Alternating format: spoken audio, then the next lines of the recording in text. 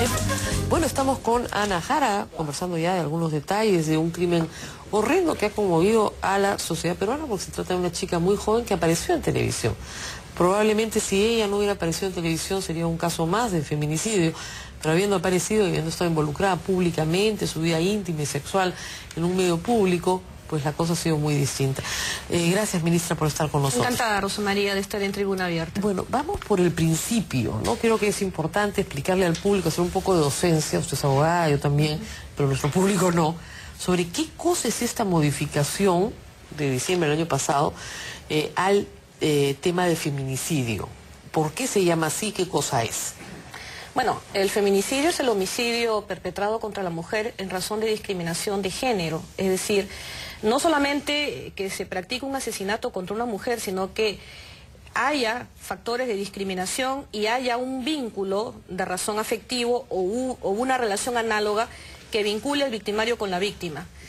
Esto establece como mínimo penas severísimas, no menor de 15 años, hasta 25 en un homicidio, en un feminicidio simple, pero si concurren agravantes, podríamos hablar hasta de la cadena perpetua. Hay que aclarar, porque algunas personas me dicen, oiga, pero esto solamente cuando matan mujeres. Voy a leer el artículo completo, por favor, para que la gente entienda.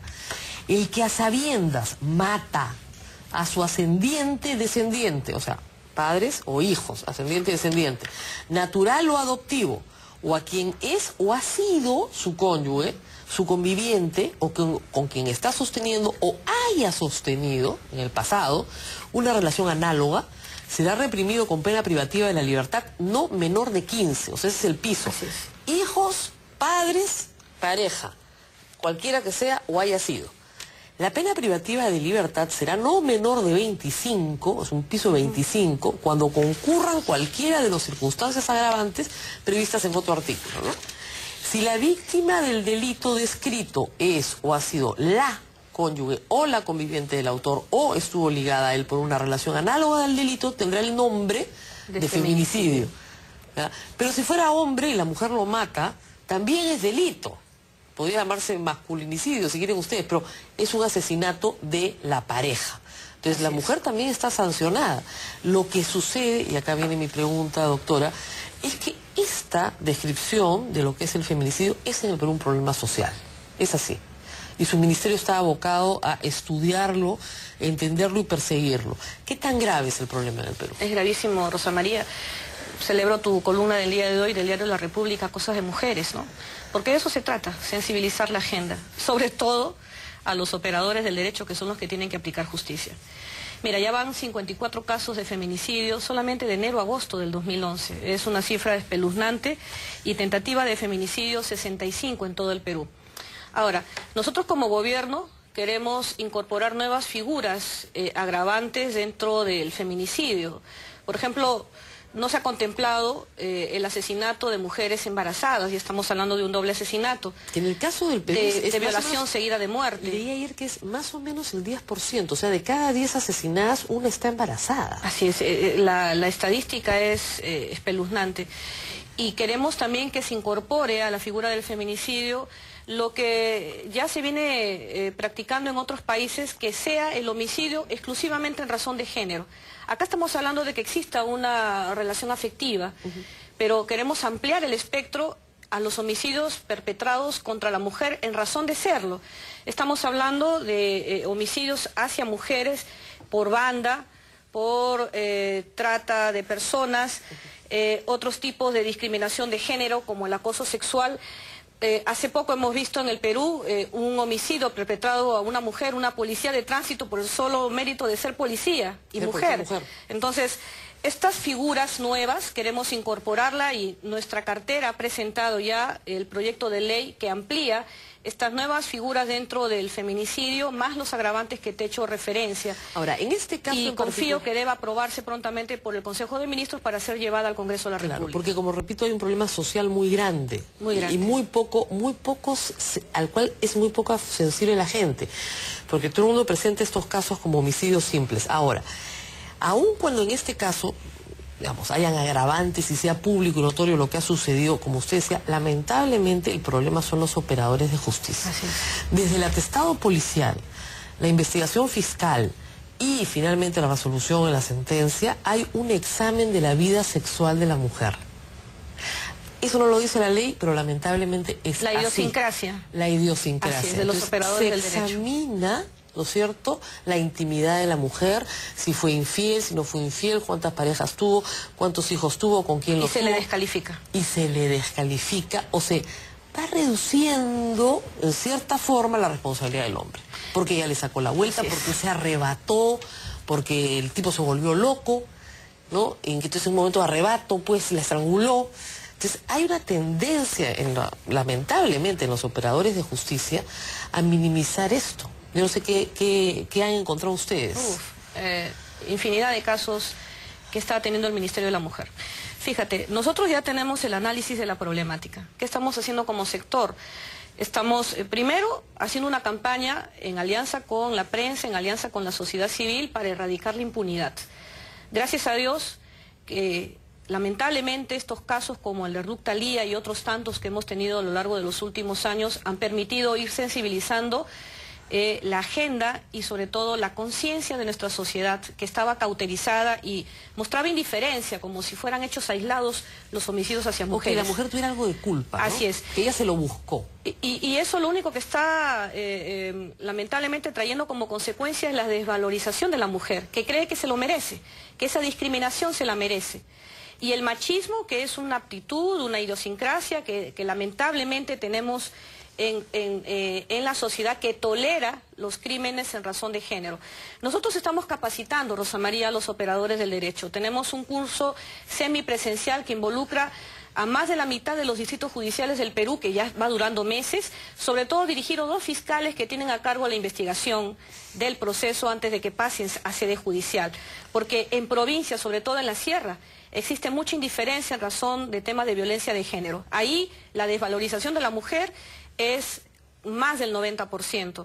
Estamos capacitando a los operadores del derecho y además también estamos exigiendo sanciones severas. Lamentablemente a veces tengo que salir a los medios de comunicación mencionando los nombres de los magistrados para un poco hacerles reflexionar de los fallos que vayan a emitir. Las sanciones no son severas. Así es. Pasan por agua tibia. Exactamente. Matar a tu mujer si ella te sacó la vuelta, ¿qué será? 5 años. Pues. Mira, de verdad, no estoy bromeando. O sea, se reduce radicalmente la responsabilidad. Hubo un tema de violencia de género que gracias a Dios no llegó a muerte al interior del país, acá en Ayacucho, donde en esto de la conciliación que existía frente a tu agresor, ¿ya? Ante un juez de paz, a la mujer le habían dado de alma, habían barrido el piso con ella, y entonces cuando estaban frente al juez, ahí en Ayacucho, le dice el juez al varón o al agresor por qué le había pegado de esa manera a su mujer, y él le dijo que lo había hecho porque no le había planchado las camisas. ¿Sabes cuál fue la fórmula conciliadora del juez?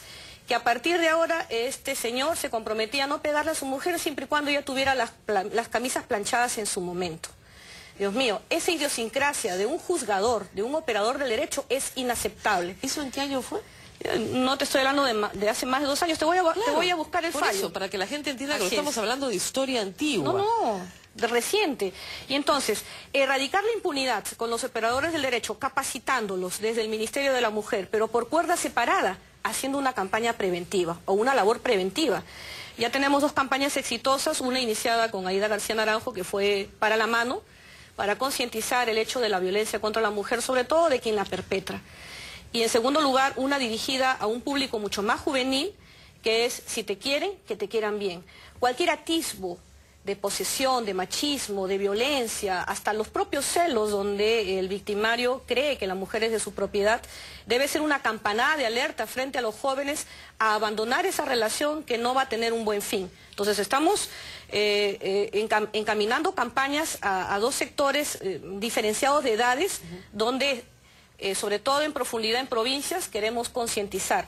Y acá sí estamos haciendo alianzas paulatinamente con los gobiernos regionales para entrar, ellos que tienen a cargo la currícula escolar, para entrar en las instituciones educativas. Ya en Lima estamos teniendo un cierto éxito con la Dirección de Niñas y Adolescentes del Ministerio de la Mujer, a fin de que los días sábados hagamos charlas que comprendan no solo los alumnos, sino los padres de familia en temas de tolerancia, de aceptarse los unos a los otros y erradicar todo tipo de discriminación. Yo me siento contenta que a estas capacitaciones que hacemos los días sábados, invito a que tus camarógrafos vayan con nosotros, no van menos de 400 personas. Por Eso colegio, significa, digamos.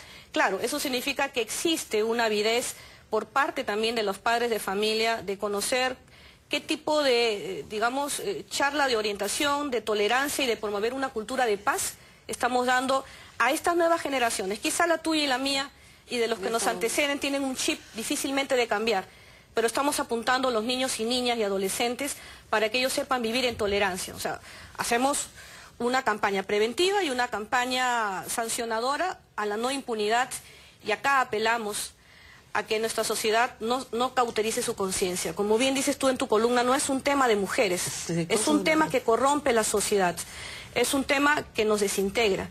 Y hay que mirar a casos lacerantes como el de Ruth Thalía para que situaciones como esta no se vuelvan a presentar. Vamos a ir al caso de ella específicamente en un instante, pero me piden un corte y regresamos. Volvemos. Bueno, y para redondear el tema de la violencia, hay una cosa que creo que es importante. Ustedes también tienen un centro de ayuda, ¿no es cierto? Una línea telefónica, que el número es... La línea 100. 100. Y en eso quiero solamente quitarte unos segundos. Si usted que conoce un caso de violencia de su vecino, de su vecina, de su compañero de trabajo, o de repente dentro de su propio hogar y no quiere dar la cara, bastaría con que marque desde un celular los dígitos 1, 0 y 0. O sea, el número 100. ¿Punto del país? O desde un fijo, desde cualquier punto del país, sea una línea celular o una línea fija, es totalmente gratuita la llamada. Yo te desafío, Rosa María, que puedas hacer la llamada si quieres de madrugada, funciona las 24 horas del día, y no solamente estamos viendo temas de violencia de género, sino también casos de acoso escolar u hostigamiento escolar, que es el bullying. O sea, los niños pueden llamar. Los niños pueden llamar. Pueden llamar y decir, le están pegando a mi mamá, no hay ningún problema. Así es, y nosotros estamos actuando de forma inmediata. ¿Hay consejería o hay presencia policial? Hay dos temas. Primero, hay gente que prefiere recibir un apoyo psicológico desde la línea telefónica, unos tips que les damos para, digamos, superar la emergencia. Y dos, nos constituimos al lugar de los hechos. Llevamos, evidentemente, todo un cuerpo colegiado compuesto de abogados, psicólogos, asistenta social y médicos. Ahí intervenimos. Pero los recursos deben ser pocos para la demanda, ¿no? Imagínate, 41 millones de soles que se va mayoritariamente en gasto corriente, es decir, en sueldos, para 163 centros de emergencia que tengo en todo el Perú. O sea, me queda, discúlpenme la expresión, básicamente un ripio para poder atender las emergencias que se dan en temas de violencia, y por eso la importancia de articular con los gobiernos regionales y municipales. Y las de MUNA son grandes aliados del Ministerio de la Mujer. ¿Cuántas casas de refugio tienen ustedes? Bueno, las casas refugio, muchas de ellas están ahora bajo la competencia de los gobiernos municipales por la descentralización. Pero la red nacional, digamos, si necesitan ubicar a alguien rápidamente, nosotros ¿no son una prioridad en la vida municipal o sí? Ahí estamos nosotros tratando de hacer convenios con los gobiernos municipales. Nosotros capacitamos al personal, pero ellos tienen que correr con los sueldos y la infraestructura de esas casas refugio. Las que teníamos, la mayoría, ahora han pasado a ser parte de las municipalidades, o en su caso, están bajo la competencia de las sociedades de beneficencias públicas, que también mayoritariamente, empezando por la de Lima Metropolitana, ya está a cargo de sus gobiernos municipales. Claro, entonces ahí es ahí donde hay que apuntar. Ahí sí es. Ahora, una cosa final en la experiencia de ustedes. Mujer que es golpeada termina asesinada. Muchas veces. O sea que hay un antecedente de violencia, siempre un asesinato. Sí, fíjate, nosotros ya tenemos un registro, como tú bien lo apuntas en tu columna de hoy, un registro de feminicidios y tentativas de feminicidios, o en su caso de violencia de género, en el Ministerio de la Mujer desde el 2009. Es independiente el que tienen las fiscalías, independiente el que tiene la Policía Nacional del Perú. Pero haciendo el seguimiento de quienes han terminado muertos en razón de violencia de género, alguna vez pusieron una denuncia en una comisaría por violencia y no fue debidamente atendida. Te cuento, cuando yo fui a ver el caso de la esposa del mayor FAP asesinado en la base aérea Las Palmas, cuando yo salí del edificio vino una señora de clase media. Su aspecto era de una persona, digamos, de estatus social económico superior, y entonces ella se quita la bufanda y me muestra todo el cuello moreteado. Me dice que ya había puesto cerca de 9 denuncias en la comisaría del sector, creo que Surquillo, y que no la habían atendido, y que cuando habían ido a notificar al marido, que sigue viviendo con ella, no se ha dado la medida cautelar de protección de la mujer. Le llaman por teléfono para pedirle por favor al marido que baje, porque ellos viven altos al primer piso para notificarle, porque él le ha dicho que pobre Dios que toquen la puerta, que le toquen la puerta porque no piensa bajar, y que si sale, su mujer saldrá con los pies por delante, es decir, muerta. Y entonces la mujer me lloraba. Ese tema lo estamos atendiendo, pero... ¿Por qué no se va? Pero a mí me... Yo le digo, ¿por qué no huye? Bueno, esa es una buena pregunta. Existen niños menores de edad, y yo le dije, la asesoría que te va a dar el Ministerio de la Mujer es luchar por la tenencia de tus hijos, porque la patria potestad es inherente a los padres. Claro. La tenencia de los hijos, en razón de violencia, nosotros la vamos a exigir, pero ella solo tiene un hijo, y es el hijo el que avisa a los vecinos cada vez que el padre le saca la mugre a su mujer.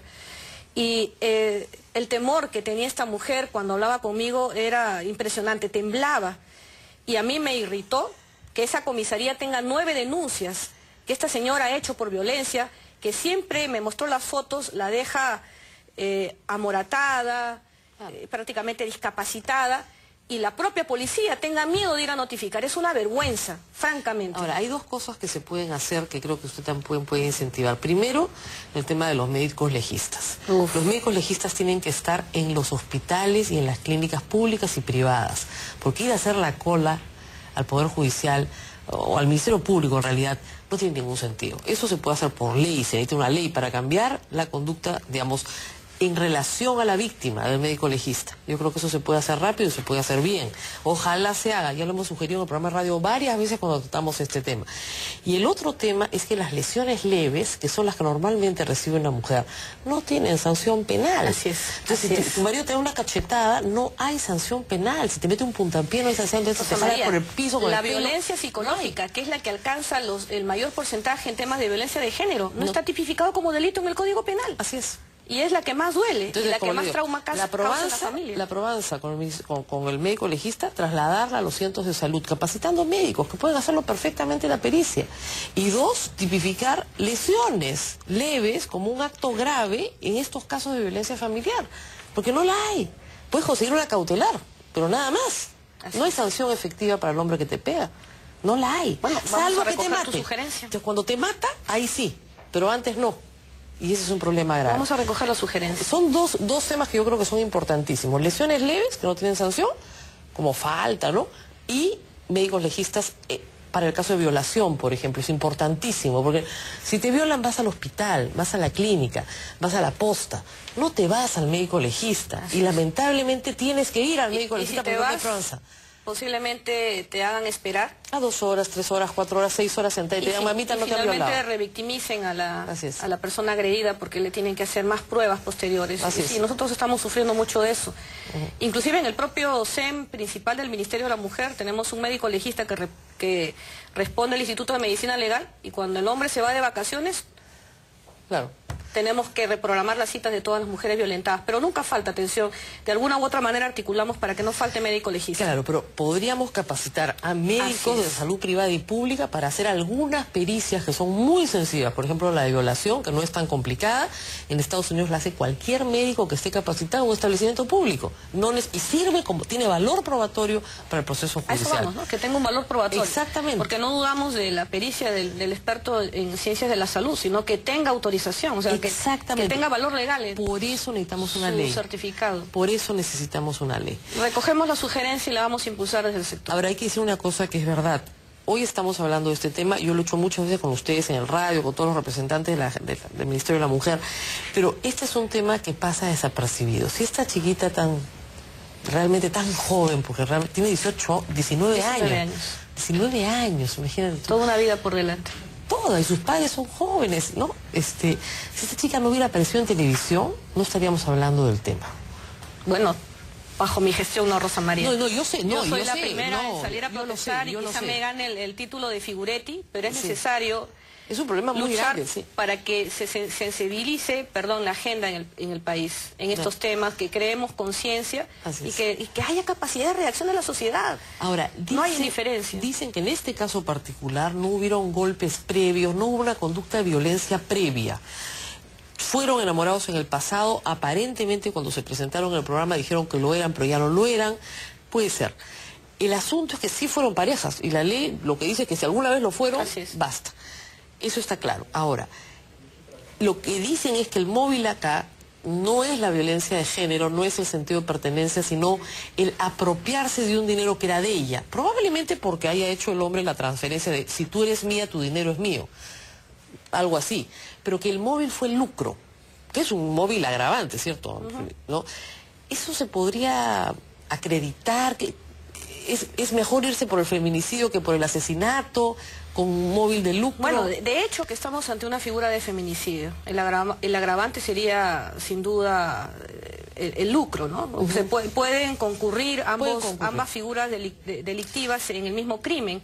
Y se aplicará seguramente la sanción más drástica, aunque se sumasen digamos, las penas que hubieran de estos delitos. A fines del Congreso de Alan García se aprobó la suma de penas. Pero no se aplica. No se aplica porque los jueces le tienen mucho miedo a sumar las penas. Pero digamos, en este caso tenemos asesinato por lucro. Posiblemente secuestro. Femicidio, posiblemente secuestro, tentativa de robo, porque lo querían era robarla.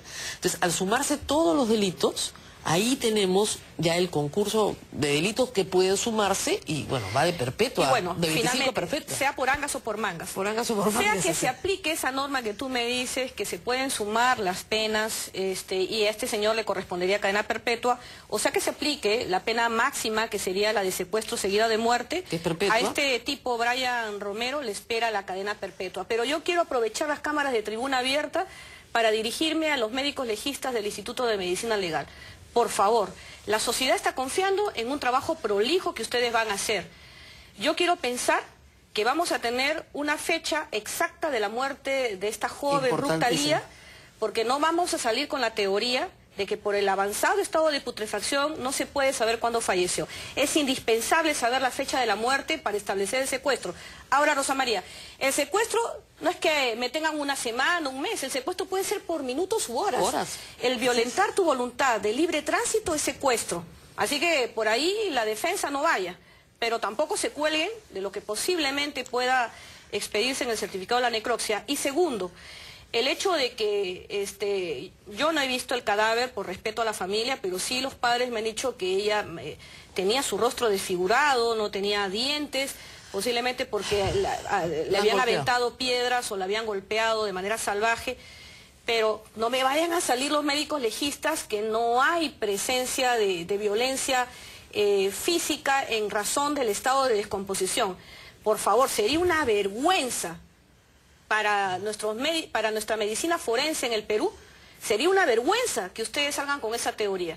Porque si esa es, digamos, la orientación que tienen nuestros médicos forenses en el Instituto de Medicina Legal, yo desde acá les digo como ministra, con la familia vamos a solicitar la exhumación del cuerpo y que se practique a pedido de parte una nueva necropsia con peritos especialistas que vamos a solicitar. Yo sigo confiando en nuestros técnicos en materia forense en el país. Es absolutamente imposible. Pero no le hagamos el juego, por favor, al asesino ni a sus cómplices. Claro, por favor. Claro, porque como usted dice, si no hay secuestro, se puede reducir la pena.